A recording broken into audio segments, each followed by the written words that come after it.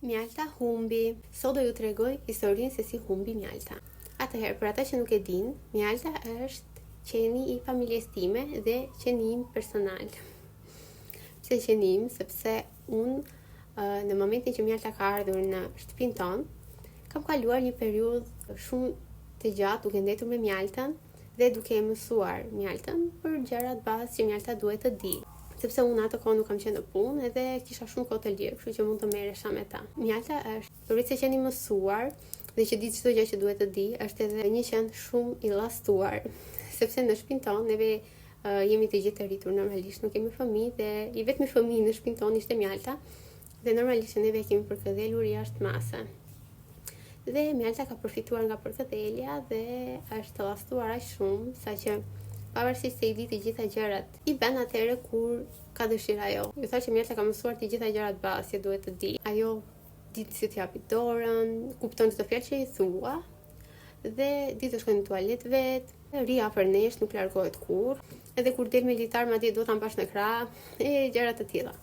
Tani, çfarë ndodhi që u humbi Mjalta? Një ditë mami im kishte dalë poshtë pallatit me Mjaltën për të takuar një shoqen e saj.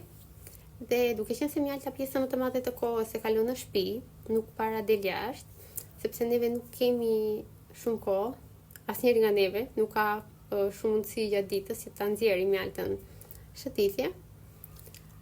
Atëherë kur kemi ndonjë rast që dalim diku rreth e rrotull e marrim, dhe mami bëri pikërisht këtë gjë.